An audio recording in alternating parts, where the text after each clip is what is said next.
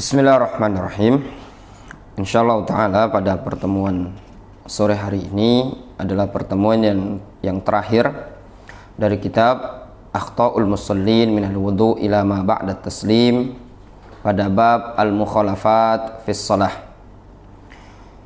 Kita telah menyelesaikan perkara-perkara yang muharramat fis shalah. Sekarang kita masuk pada bab al-makruhat fis shalah, perkara-perkara yang dimakruhkan dalam salat.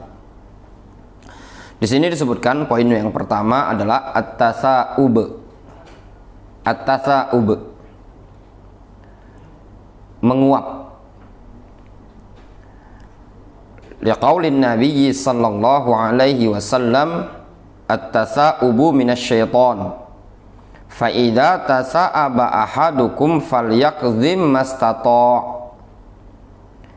Hadis riwayat Muslim dari sahabat Abu Hurairah. Rasulullah SAW beliau mengatakan, at-tasa'ub minasyaiton, menguap berasal dari syaitan. Apabila salah seorang di antara kalian ada yang menguap, maka hendaklah dia upayakan untuk ditahan semampu dia. Di sini disebutkan qauluhu falyakzim, sabda Rasul falyakzim mastata. Al-kazmu huwal imsak. Al-kazmu maknanya al-imsak. Qala al-ulama amara bi kazmis tasa'ubi wa raddihi wa wad'il yad 'alal fam. Para ulama mengatakan Rasul memerintahkan untuk menahan uap atau menahan menguap tadi, dan upaya untuk menolaknya serta meletakkan tangan di mulut. Li'alla yablugha syaitanu muradahu min tashwihin wa suratihi wa dukhulihi famahu wa dhahikihi minhu, supaya jangan sampai syaitan itu bisa mencapai keinginannya. Min tashwihi suratihi, berupa membuat jeleknya penampilan orang tersebut. Orang kalau nguap, ya itu penampilan dia tidak bagus lagi. Cobalah kalau misalkan orang menguap, itu penampilan wajahnya tidak sebagus dia ketika tidak menguap. Makanya disyariatkan untuk ditahan, supaya jangan kelihatan ekspresi wajah yang kurang bagus tadi. Dan juga supaya jangan sampai syaitan bisa menginginkan, mencapai keinginan dia untuk masuk ke mulut orang yang menguap tadi. Dan juga jangan sampai membuat syaitan tertawa dengan sebab ada orang yang menguap. Disebutkan dalam hadis, Nabi alaihi salatu wassalam mengatakan, idza tasa'aba ahadukum fis shalah falyakzim mastata'. Apabila salah seorang di antara kalian menguap ketika sedang sholat, hendaklah dia upayakan untuk ditahan sama dia selagi dia mampu. Wa fi riwayatin falyumsik biyadihi ala fihi. Dalam riwayat yang lain disebutkan hendaklah dia tahan dengan tangannya tadi, diletakkan di mulut. Fa inna syaitan yadkhul, dikarenakan syaitan bisa masuk. Hadis dari sahabat Abu Sa'id Al-Khudri radhiyallahu anhu. Dan juga disebutkan dalam hadis yang lain, Nabi alaihi salatu wassalam mengatakan, at-tasa'ubu minasyaiton, menguap itu dari syaitan. Fa idza tasa'aba ahadukum falyaruddahu mastata'a. Apabila salah seorang di antara kalian ada yang menguap, maka upayakan oleh dia untuk menolak menguap tadi sesuai dengan kemampuan dia. Fa inna ahadakum idza qala ha dhahika syaitan. Dikarenakan salah seorang di antara kalian kalau ada yang menguap kemudian sampai keluar suara dhahika syaiton, kata Rasul, maka syaiton akan tertawa melihat kita tadi. Hadis riwayat Bukhari dari sahabat Abu Hurairah.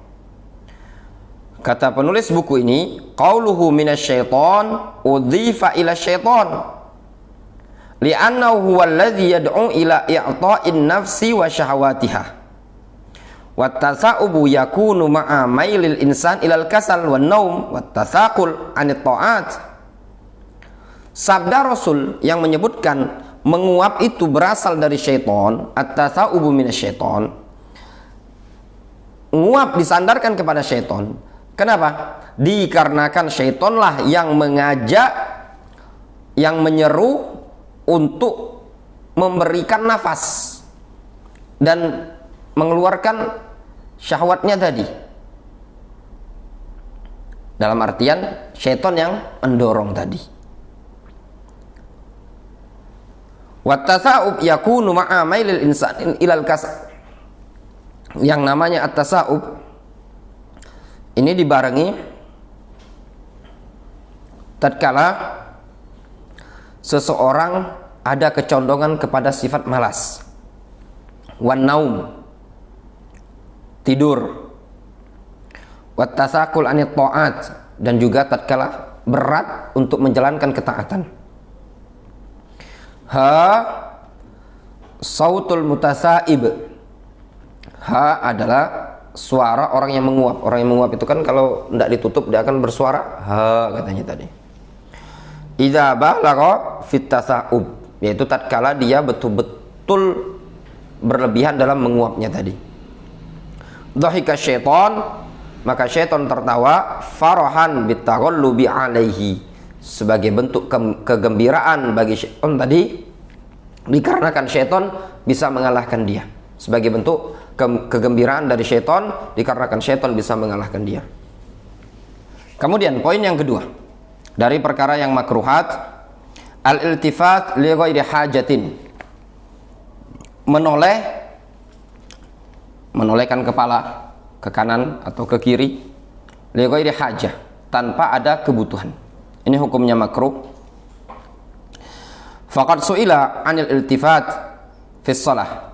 Faqad su'ila Nabi alaihi salatu wassalam, beliau pernah ditanya tentang hukum menoleh dalam salat.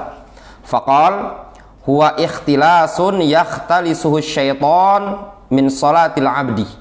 Menoleh tersebut adalah ikhtilas, curian yang dicuri oleh syaitan dari salatnya seorang hamba.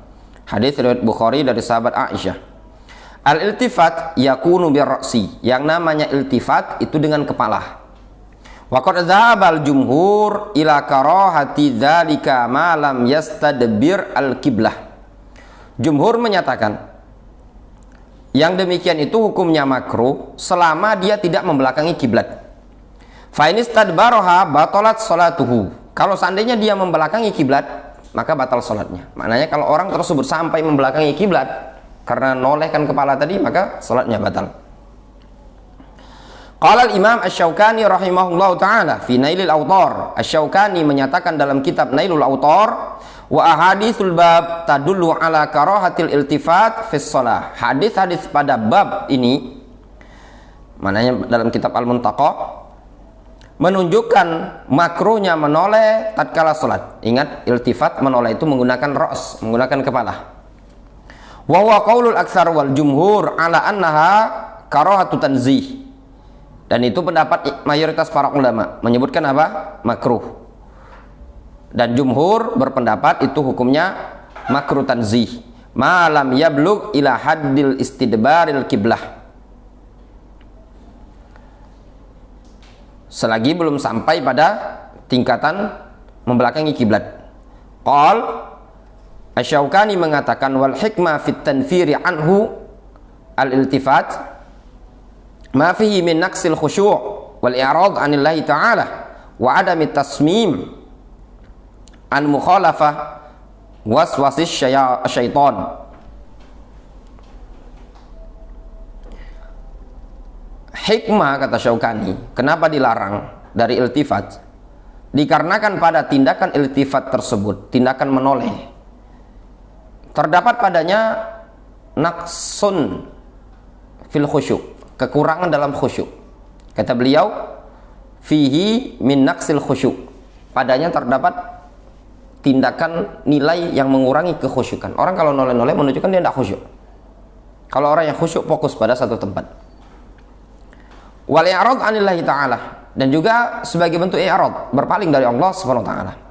Sebagaimana hadis yang telah kita lalui, orang kalau salat itu fa innahu yunaji rabbahu, fa innallaha qibala wajhi. Seseorang kalau salat dia berdiri, maka Allah Subhanahu wa taala ada di hadapan dia. Kalau dia noleh tadi, berarti dia tidak mengagungkan Allah Subhanahu wa taala. Dan juga faedahnya kenapa dilarang wa adamit tasmim ala mukhalafa waswasis syaitan, dan juga tindakan tersebut padanya terdapat tidak adanya upaya untuk menyelisihi waswas syaitan. Tasmim itu maknanya meredam, tidak adanya upaya untuk meredam penyelisihan dengan cara menyelisihi waswas syaitan.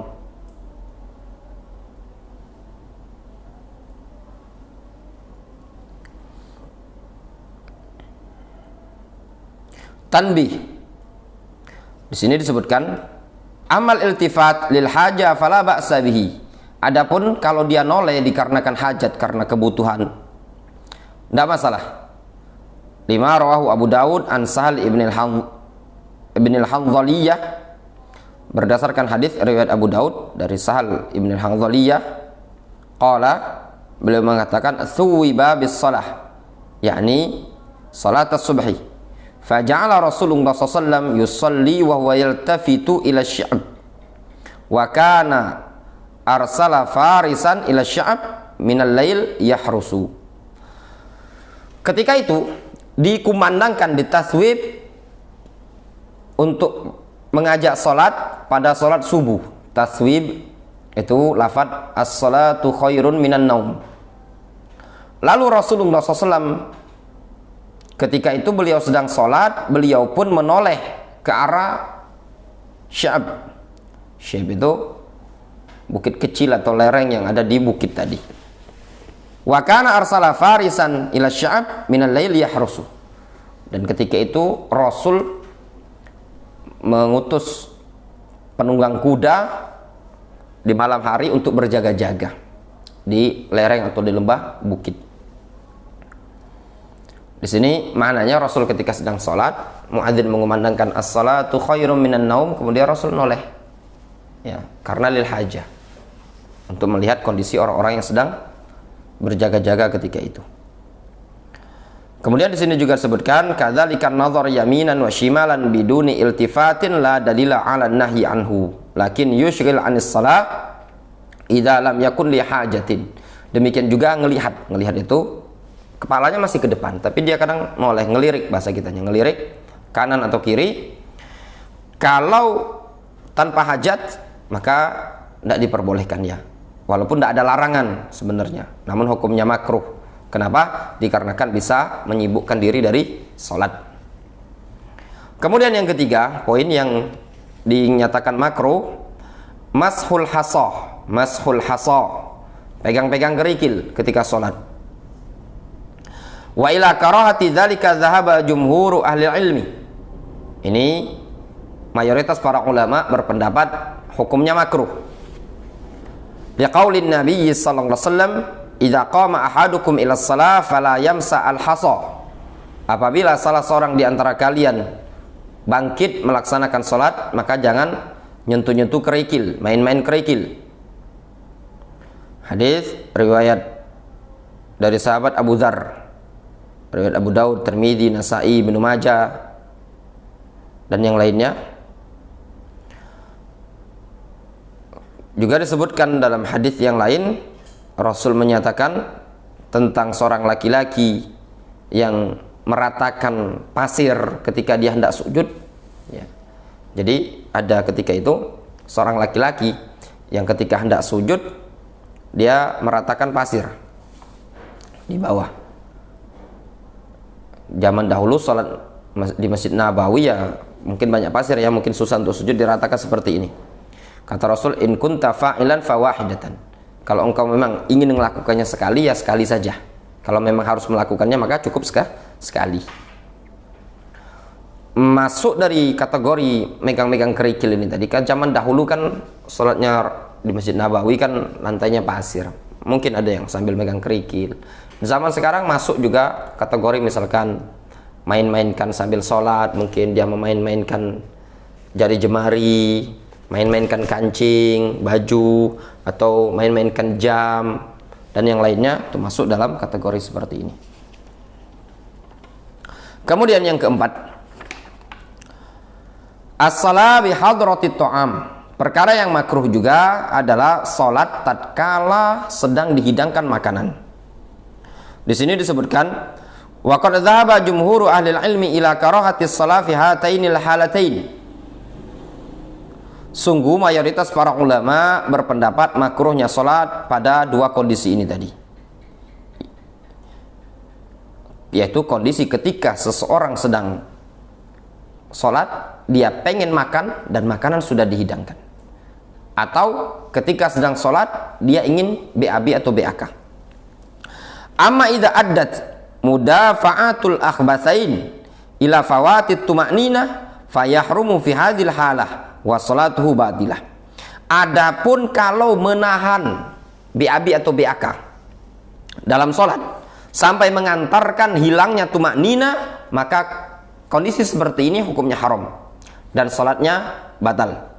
Liqaulin Nabi sallallahu alaihi wasallam, la salata bi hadratit ta'am wa la huwa yudafi'uhu al-akhbathan. Tidak ada salat bagi orang yang tatkala dia hendak salat ternyata sudah dihidangkan makanan, ketika itu dia pengen makan. Wala huwa yudafi'u al-akhbathan. Tidak pula ada salat bagi orang yang ketika itu dia terdorong ingin BAB atau BAK. Hadis riwayat Muslim dari sahabat Aisyah radhiyallahu anha. Dan juga qauluhu, adapun sabda Rasulullah salata bi hadratit ta'am, tidak ada salat tatkala makanan dihidangkan.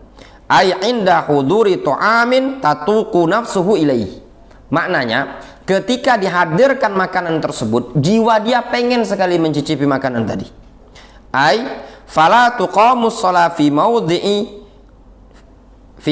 hadara fi ta'am. Maknanya apa? Tidak boleh ditegakkan salat pada tempat yang ketika itu, di tempat itu dihadirkan makanan, ketika itu dia ingin makan. Wa huwa yuridu akluhu, dalam keadaan dia pengen makan. Wa huwa amun lin nafli wal fardhi wal ja'i wa ghairihi. Ini umum, baik bagi orang yang ingin salat sunnah atau salat wajib, bagi orang yang lapar ataupun tidak lapar ya. Kalau dia ingin makan walaupun tidak lapar, masuk pada maksud dari hadis ini. Wa fihi dalilun sarihun ala karahatis shalah bi hadratit ta'am alladhi yuridu aklahu fil hal. Maka dalam hadis ini terdapat dalil yang jelas sekali tentang makruhnya salat ketika makanan dihidangkan, ketika itu dia ingin makan pada saat itu. Lishtighalil qalbi bihi, dikarenakan tersibuknya hati dia dengan makanan tadi. Wala huwa ay al-musalli yudafi'u al-akhbathan al-baul wal ghaid. Dan tidak pula orang yang salat ketika itu sedang tertahan, terdorong untuk BAB atau BAK. Aila salata hasilatun lil musalli halata yudafi'uhu al-akhbathan. Maknanya tidak ada salat yang terhasilkan bagi seorang musalli, bagi orang yang ingin salat tadi, tatkala dia sedang kondisinya tertahan ingin BAB atau BAK. Wa huwa yudafi'uha, dalam keadaan sama dia ditahan. Dia ini sebenarnya pengen BAB BAK, namun sama dia ditahan. Itu kan menyebabkan tidak konsentrasi. Yudhib al-khusyu' lishtighalil qalbi bihi, dikarenakan bisa menyebabkan hati dia tersibukkan dengan pikiran ingin BAB atau BAK ini tadi. Wa dhahabil khusyu', dan juga menyebabkan hilangnya khusyuk. Wa yulhaqu bihi kullu man huwa fi ma'nahu mimma yushghilul qalbah. Dan disertakan juga yang semakna dengan ini dari perkara-perkara yang bisa menyibukkan hati, wa yadhhab kamalal khusyu', dan bisa menyibukkan kesempurnaan khusyuk. Sebagaimana disebutkan keterangan ini dalam kitab Aunul Ma'bud. Ringkasnya, Orang yang sholat ketika menahan makan, ya, orang yang sholat ketika sedang dihadirkan makanan, dia pengen makan, atau ketika dia sedang menahan diri ingin BAB atau BAK. Nah, pada kondisi seperti ini, kalau dia masih bisa sholat, namun konsentrasinya saja yang pecah, sholatnya sah namun makruh. Akan tetapi kalau seandainya kondisi dia masih dipaksakan sholat, namun akibatnya menyebabkan dia tidak tumaknina karena terburu-buru, karena menahan BAB BAK tadi, atau menahan pengen cepat makan sehingga tidak tumaknina lagi dalam sholatnya, maka haram sholat ketika itu dan batal sholatnya dikarenakan hilang rukun, yaitu at-tumaknina. Dan digolongkan juga yang semakna dengan ini perkara-perkara yang bisa menghilangkan konsentrasi. Misalkan di tempat tersebut ada suara berisik dan yang lainnya yang bisa menghilangkan konsentrasi kita, maka makruh di sholat di tempat tersebut. Tanbih. Qala Syekh Al-Allama Ibnu Baz kama fi fatawa Nurin 'ala Darbi. Kata Syekh bin Baz, lakin law kana ta'atsur bihima qalilan dha'ifan ma yushawwis alaihi salatahu. Akan tetapi kalau seandainya pengaruh dari dua perkara ini sangatlah sedikit,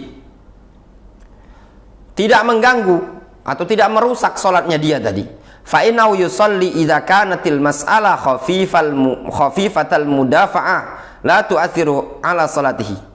Maka sesungguhnya dia lanjutkan dia sholat apabila permasalahannya itu ringan sekali untuk menolak BAB atau BAK tadi, tidak terlalu berat dia menahannya dan tidak mempengaruhi sholatnya dia. Sebenarnya dia pengen kencing tapi tidak terlalu kuat dorongan tadi. Wala tukhil bi khusyu'ihi, dan juga wala tukhillu bi khusyu'ihi, juga tidak mengurangi kadar kekhusyukan dia, maka tidak masalah. Li'annahu innama ahassa bi syai'in qalil la yashqu 'alaihi fa innahu yusalli. Dikarenakan dia hanya cuma sekedar merasakan sesuatu yang sedikit, kayaknya pengen BAB atau BAK tapi tidak terlalu kuat dorongannya dan tidak berat bagi dia untuk melanjutkan sholatnya, maka lanjutkan, tidak masalah. Amma idza kanatil mudafa'ah syadidatan wa qawiyatan fa innahu yakhruju minal masjid. Adapun mudafa'ah, dorongan tadi sangat kuat, sangat keras, ya, sampai merinding bahasa kitanya, tidak kuat lagi, tidak konsentrasi lagi dia, maka dia keluar dari masjid. Bal wa yaqta as-salata hatta yatafarraga minhuma. Bahkan hendaknya dia memutus salat lalu supaya dia bisa fokus, ya, selesai dari permasalahan ini tadi.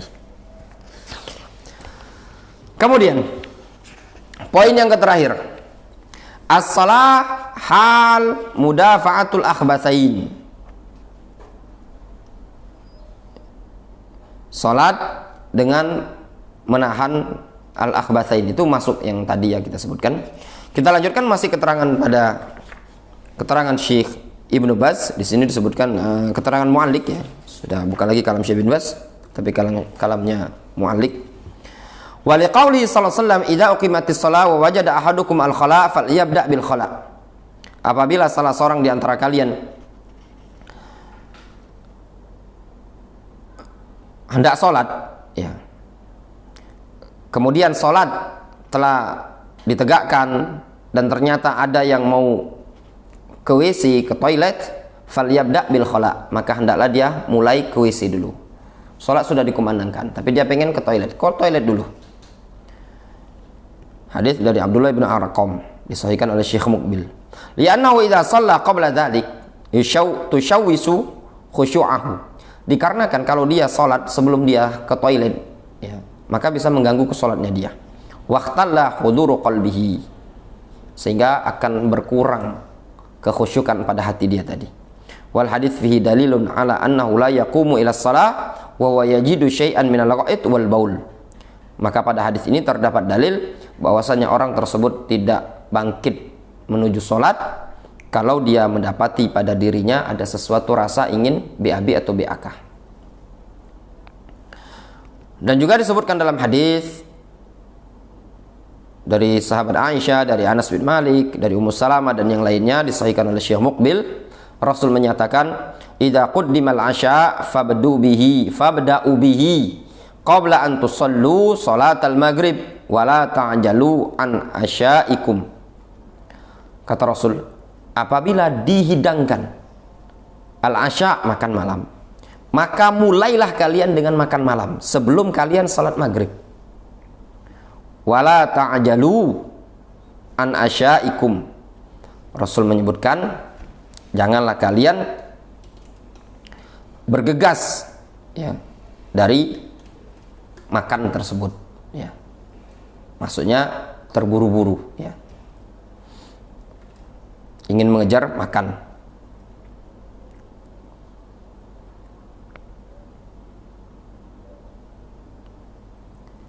Jelas sekali di dalam hadis ini Rasul menyebutkan kalau makanan sudah dihidangkan, maka mulailah dengan makan malam sebelum sholat maghrib ya. Itu kebiasaan zaman dahulu ya, mungkin menjelang maghrib mereka sudah biasa makan. Kata Rasul, wala ta'jalu an asyaikum, jangan kalian terburu-buru dalam rangka untuk mengejar makan. Dan juga disebutkan dalam hadis, idza wudi'a asya'u ahadikum wa uqimatis shalah, apabila makan malam sudah dihidangkan dan waktu sholat sudah dikumandangkan, fabda'u bil asya, maka mulailah makan malam dulu, wala ya'jalanna hatta yafrugha minhu ya. Dan jangan dia terburu-buru dari makan tersebut sampai selesai. Jadi santai saja ya. Puaskan dulu makannya, selesai baru dia sholat. Itu juga makna dari hadis wala ta'jalu an asyaikum, janganlah kalian terburu-buru dari makannya kalian. Maksudnya jangan terburu-buru makannya sampai selesai makannya. Tanbih, wal amru bil bad'i bit ta'am qabla shalah fi tilkal ahadits. Perintah untuk memulai makan sebelum sholat pada hadis-hadis tersebut innama huwa lil istihbab. Itu semua menunjukkan istihbab. Wasarif lidzalik haditsu Amr ibni Umayyah ad-Damari. Adapun yang memalingkan akan hal tersebut adalah hadis Amr bin Umayyah ad-Damari, annahu ra'a Rasulullah sallallahu alaihi wasallam yahtazzu min katifi syatin fi yadihi. Fadu'iya ila shalah falqaha wasikkin allati kana yahtazzu biha thumma qama fa shalla wa lam yatawadda. Disebutkan dalam hadis Amr ibnu Umayyah bahwasanya dia pernah melihat Rasul ketika itu sedang menggigit-gigit ya katif min syatin fi yadihi, dalam bagian paha lah ya. Katif itu bagian pundak hewan di tangannya Rasul. Dalam artian Rasul yang mungkin menggigit-gigit seperti ini, lalu dikumandangkan untuk melaksanakan sholat. Kemudian Rasul melemparkannya wasikin allati kana yahtazzu biha, kemudian pisau yang dulu pakai untuk beliau untuk makan tadi juga beliau letakkan. Tsumma qama fa shalla wa lam yatawadda, kemudian beliau bangkit, beliau salat dan beliau tidak berwudu. Hadis riwayat Bukhari dan Muslim. Qala al-Hafidz Ibnu Rajab, berkata al-Hafidz Ibnu Rajab dalam Fathul Bari, wa mata khalafa wa shalla bi hadrati ta'amin tatuqu nafsu ilaihi fa salatuhu mujzi'ah inda jami'il ulama al-mu'tabarin. Kata Al-Hafidz Ibnu Hajar, maka kapanpun tatkala dia menyelisihi hal tersebut, dalam artian menyelisih hadis ini tadi, dan dia paksakan untuk sholat ketika makanan dihidangkan, pada saat itu jiwanya pengen makan, maka sholatnya tetap sah inda jami'il ulama al-mu'tabarin, menurut para ulama yang mu'tabarin ya, selagi masih tumakninah dan masih tetap dia sholat. Adapun kalau sudah sampai dia terburu-buru sholatnya tadi sampai hilang tumakninahnya, maka sholatnya tidak sah. Wallahu ta'ala a'lam bishawab. Selesai pelajaran kita dari kitab Akhtaul Musallin. Naktafi bihadzal qadar wa sallallahu ala nabiyyina Muhammadin wa ala alihi washabihi ajma'in wa akhiru da'wana alhamdulillahi rabbil alamin.